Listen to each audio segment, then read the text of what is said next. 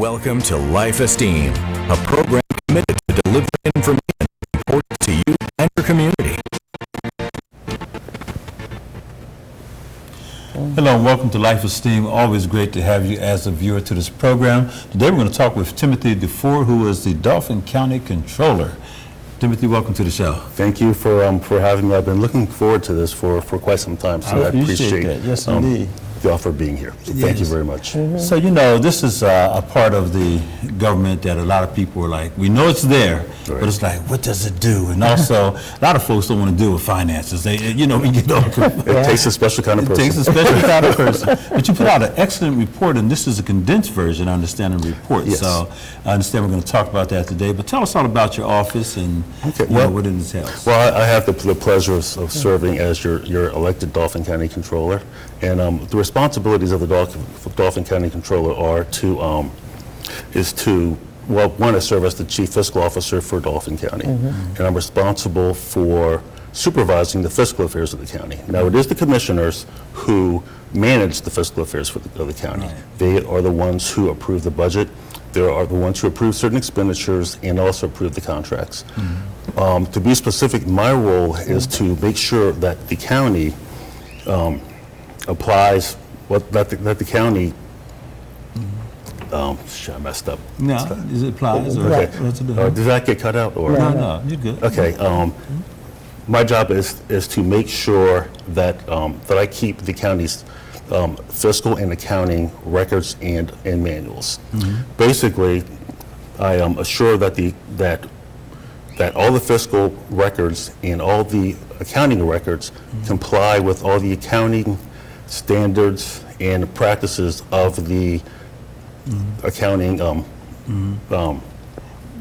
Of the accounting of the accounting professions. Right. I know one of the things you told us earlier is that when you first came into the office, you decided to change some things up because you wanted to make it more, I guess, friendly to the average person, that we would know what's going on. Tell us the kind of things that you do. Well, one of the things that I did, I wanted everybody, the people of Dauphin County, to know and understand exactly what my office does and exactly what we are responsible for. Right. So one of the first things I did is changed how we reported the financial information to the general public. For years, Dauphin County had done an independent audit report, which is a report of the county's finances for a particular year. What I decided to do, I decided to take that independent audit report and turn it to a comprehensive annual financial report, meaning that as opposed to taking the county's finances and having that information based on an accounting something that I can't read. Right, exactly. I decided to make it into something statistical that the average layperson could understand. And we decided to also put in a 10-year history of the county's financial information and explain how the county had done over those past 10 years. And we also included Dauphin County's management analysis and description of the county's finances. So this, I understand this particular report is online on your Dauphin County, and we see it up on the screen there. And I was fascinated. We were looking at some of the things that you laid out, government county performances for 2018. And this is fascinating stuff because you talk about the total number of police dispatch events, which was a lot. I had no idea. Yes. And that's one of the reasons why we decided to do that. Now, what you have in front of you is called a popular annual financial report. And that is a snapshot of the comprehensive annual financial report, which is 250 pages long. Wow. Yeah. So what we wanted to do was to take that information, condense it, to and provide it to the general public in a format in which they would want to read it and they would want to take interest. And this is available to the general public, is that right? That is available to the general public. It is available in all the Dauphin County libraries. And is also available in most government buildings within Dauphin County. And it's also available online if you would go on the Dauphin County's website, click under the controllers drop down, and all the financial reports for Dauphin County are contained in that section. And Tim, is this your first term in as Dauphin County Controller? Yes, I'm ending my first term. Ending your first term. Yes, and it's been, an honor to serve that first term. Especially since you're from here, right? You're from Yes, Harrisburg exactly, right, exactly. So He's a graduate from Susquehanna Township. I'm a graduate of Susquehanna Township. I'm a graduate of Harrisburg Area Community College, University of Pittsburgh, and I have my master's degree from Harrisburg University. Wow. So I'm a home kid. You're home kid. I'm a Man, home that's kid. right. That's great. But you were also telling us earlier about your previous background and how it led you. You said you really at some point didn't think you would be involved in politics. Talk about that. Yeah, so my background is I am a former special investigator with the Pennsylvania Office of Inspector General, where I investigated government fraud, waste, and abuse. I then went to the Pennsylvania Office of Attorney General, where I investigated mostly healthcare fraud, prescription drug diversion, and contractor fraud. And I retired from there, and I went to the private sector, where I became a quality manager, internal auditor, and a consultant with regards to contractor fraud and healthcare regulatory and compliance. I just really never felt that I would be someone involved with politics. And the funny story is, as I was completing my master's degree in project management at Harrisburg University, I was asked to consider running for Dauphin County Controller. Wow. And my plan was to leave the area again, go to Philadelphia, work for Lockheed Martin as an auditor, and I started thinking about service to community. And I knew that leaving the area again, I would not be able to do that. And that was something that was very, very important to me. So I ran for office. I was fortunate enough to win, and here I am completing my first term. I just never imagined that this was something that I would do, but I decided to put my faith in God. Said, you know what, I'm going to let you guide me. All right. And wherever you feel I need to go, that is where I am going to go. And here I There am. you are. Well, good for you. 4 years now, later. let me ask, because I'm not originally from Harrisburg, but I've been here a lot of years now. And I remember for many years it was one controller that was a controller forever, it looked like. Yes. Is that right? Am I saying that correctly? Yeah, I thought so. yeah. My predecessor was Marie Rebuck. Yes, that's it. Yeah, and she was the controller for, for 20, maybe 25, 30 years. Yes, what I So thought, she yeah. was there for a while, and she was very helpful when I was running for office, very nurturing. But yes, she had been there for quite some time. So, and then in that position can be long-term then, based on Yes, what I hear that. it can be. However, I'm one of those individuals, I don't necessarily see myself being in this position for 20, 30 years. I hear you. As an elected official, I believe that you should have certain term limits. I've always felt that way. And also, I would like to, eventually give somebody else a chance. Right. And then there's some things that, quite frankly, I would like to do out into the community. As we had mentioned before, I love serving my community, and that's one of the reasons why I decided not to leave. And one of the reasons when I had left prior, I came back, was to serve my community. Give us some ideas, some of the things you do in communities, because I know you're active. I see you all the Yeah, time. I am, and I'm very active, and I'm actually doing a couple things. Right now, I'm currently chair of the Harrisburg Area Community College Foundation Board. Are you? Okay. Yes, and I just finished my first year as chair.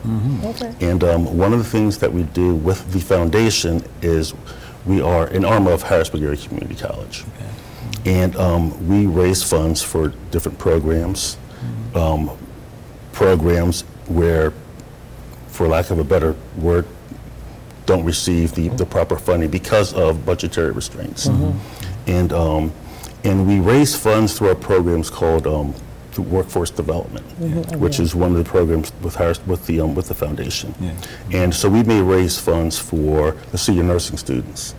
where if they may need a piece of equipment in which they need to train on, because once they get out into the work, out into the world and get a job, they may be using that piece of equipment to perform their medical functions, and that medical function could be performed on me. Yeah, about it. So we support them that way. We also support a program called Harrisburg Promise, in which is something that that the foundation is very proud of. And what that does is supports students at the Harrisburg School District, and also students at the Steelton School District. And what it does, it takes those students and it brings them to Harrisburg Area Community College, where they can see what college life is like and experience some of the things that are going on at HAC. And it also prepares them, if they so choose, to go to college, or if they so choose to go to HAC. They'll have that experience there prior to them actually enrolling. Yeah. Good stuff. So I know you're involved and you get out there. How is being involved in community helpful to you understanding how the finances, and the different things like that? How do the two match up? Talking to people. So one of the things that we have to do as elected officials, we have to go out there and meet our constituents and understand what their needs are and have them understand what is it that we do. One of the things that was quite interesting, when I was running for office and I was knocking on doors, telling people I was running for controller, giving them my background and experience, and explaining to them why I felt I was qualified to be controller. They would say, I love your story, I love what you said, but what exactly does the controller do? There you go. So I try to get out to the public as often as I can and do speaking engagements whenever I can, so people can understand what the role of the controller is. I mean, one of the things, again, as controller, I'm responsible for, again, the supervision of Dauphin County's finances. And I have to make sure that those finances are in compliance with the Pennsylvania County Code and with regards to the different standards and practices of the accounting industry. So it's a role I take very serious, and but I'm trying to educate others with regards to what my role is, what the controller does, and how I fit into county government. How long is your staff? My staff is 11. 11. I have 11, and I tell you what, I could not have near the success that I have had it not been for my staff. Some of the most dedicated people I've ever been a part of, and they're just a joy working with. And I've had the support of our Dauphin County Commissioners. One of the things that I did when I got elected was to revamp the office. And I could not have done that had it not been with the support of Commissioners Hayes, Prees, and Hardwick. So I have to thank them and acknowledge them for having the faith in me to do some of the things that I've done. Absolutely. How many do you have to interface with mayors? Like, we have Mayor Pappenfuss of Harrisburg, I get the mayor of Stilton. So do you have to interface with them at all in terms of Dauphin County? Not necessarily, because a lot of what they do, they do with the commissioners. If there's ever a time where we need to speak with regards to how something should be paid and information that I may need. One of the things about my position is because of all the requirements, I have to have all the supporting documentation before I allow something to be paid. Right. So if there's something that I need, I may go to them and say, hey, can you help me to understand this? Or can you provide supporting documentation for that? But that's something that that very rarely does that ever happen. So it's more the commissioners that deal with the other elected officials. Give us an idea of what is the strength that Dauphin County has in terms of our finances, and then what is the challenge that we might have currently? Well, one of the strengths are in 2024, I believe, Dauphin County will have a zero debt. Wow. And there aren't too many counties in the Commonwealth that can say that. And one of the reasons, it's because we we watch our expenditures. And so right now, Dauphin County is in a very good financial position, and we haven't had to raise, the commissioners haven't raised taxes in, I believe, 13, 14 years. Wow. So, and I don't believe there's any other counties in Pennsylvania that have done that. Now, some of the things that that do concern me is the uncertainty of the stock market as it relates to our retirement fund. Because it's ultimately what happens in the stock market is going to affect our investments. And just the uncertainty of that are some of the things that concern me. But one of the things that we do, the way we manage our investments, is we try to cut that off by having a multitude of investments and in different areas. So when one investment is up, another investment may be down. So we try to allocate our investments properly to cut off any type of issues. Okay. So you have a municipality like Harrisburg, which is pretty large. Would it be about 50,000 strong, I guess, in inner city Harrisburg, whatever. But then you have a lot of rural areas and smaller townships, like a Susquehanna. Even Stilton is a small, we call that a borough. So how does all that play in terms of managing the finances of a county? Because it's so different in terms of their makeup. And that's a good question. Each municipality is different. And where we have to identify the difference between each municipality is basically based on taxes and how we collect taxes, whether it's school taxes or dealing with individuals who collect taxes. And that's more so the duties and responsibilities of our treasurer, Janice Creason, who is my fiscal and financial partner.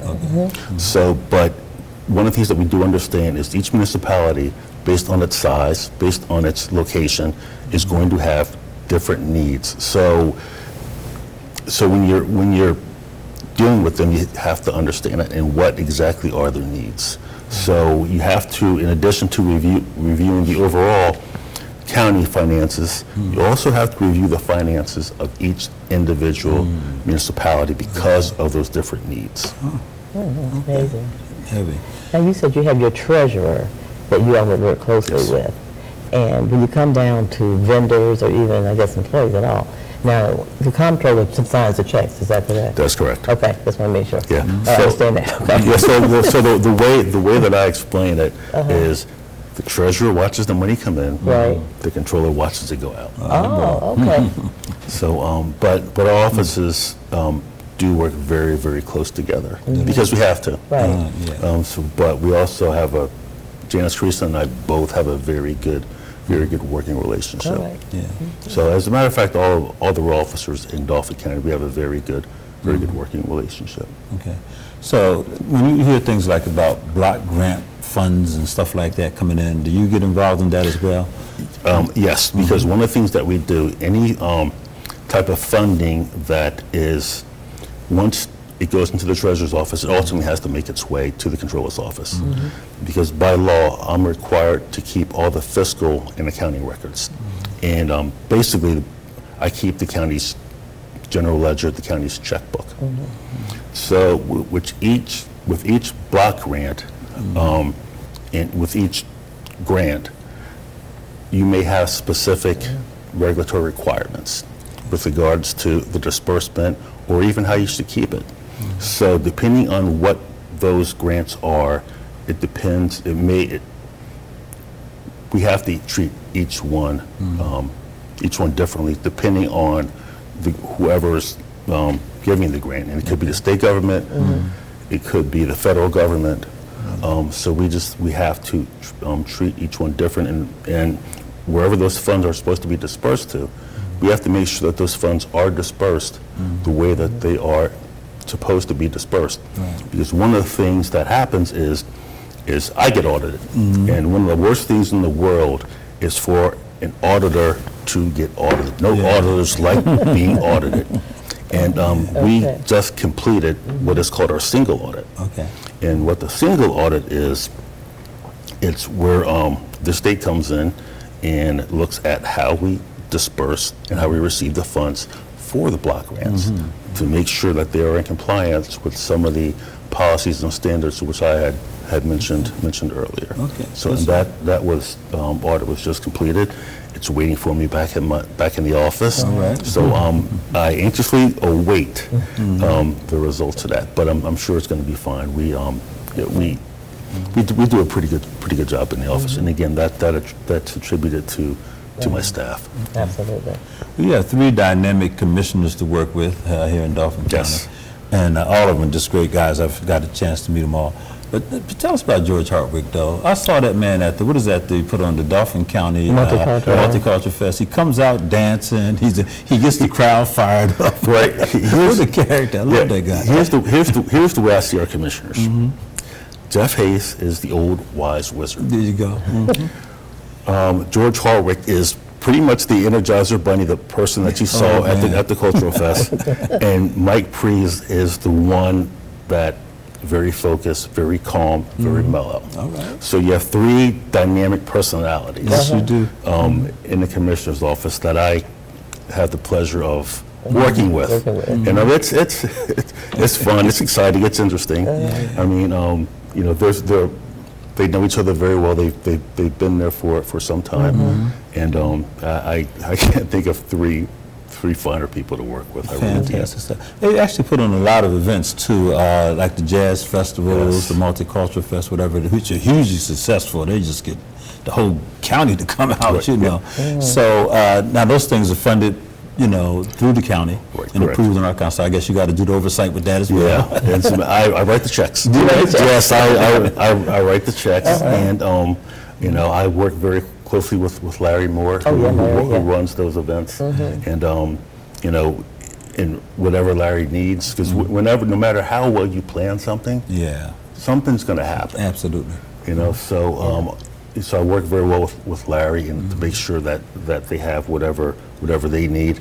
But these festivals are huge. Yeah. Fantastic. Like for example, this weekend is the Jazz and Wine Festival, Yeah. and 2 days ago I had a friend of mine from Delaware calling me, and asked if I was going because there were a group of his friends from Delaware that are coming up. All right. So and there's also Jeff Hayes talks about this all the time.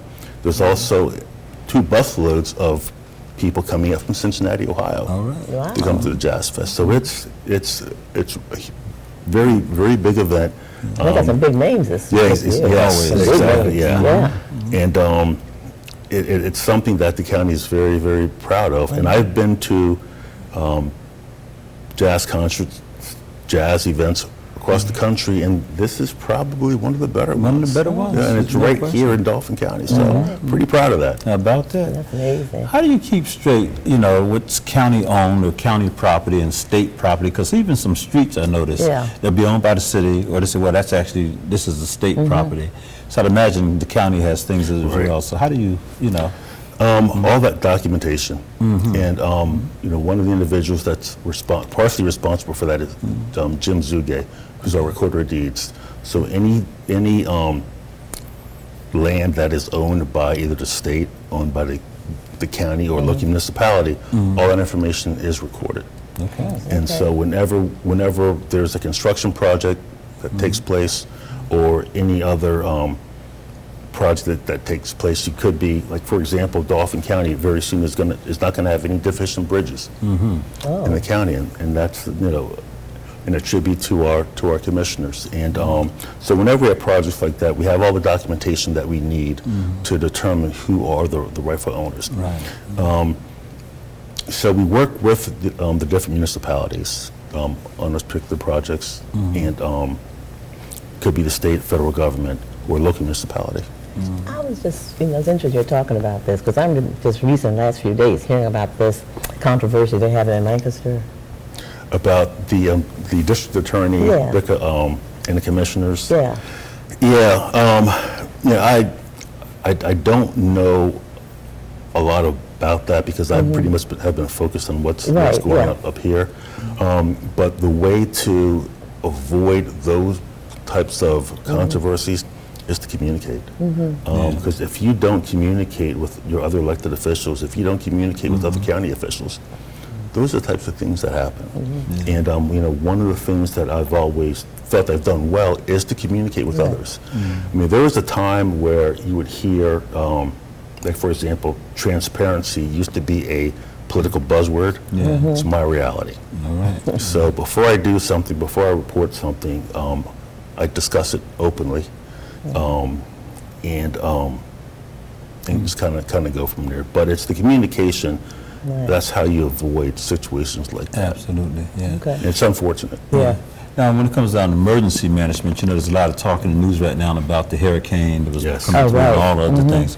And so back when Katrina hit, remember there were a lot of people that were trying to leave out of an area and go into other cities or counties or whatever, and there were actually people standing guard saying, you can't come here, you know.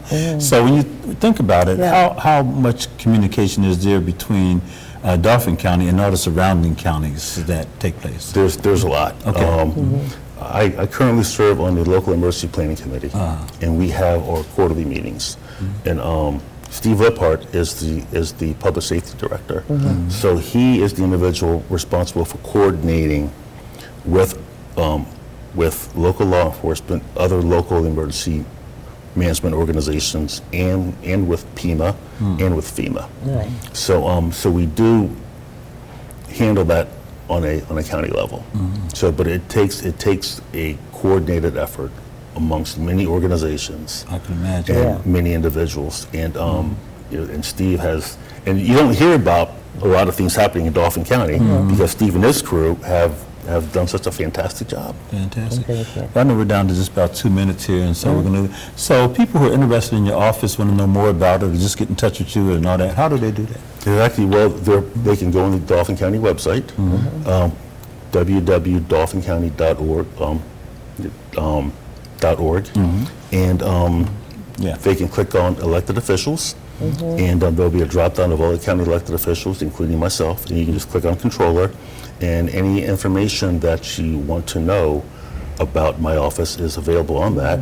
And we're also working with Penn State Harrisburg and building an external website, which is going to provide more information with regards to my office. So there's that higher education, government partnership. Right. Fantastic. So Good that's stuff. something that we look to introduce within the next few Well, we weeks. see you right there on the website. Yeah.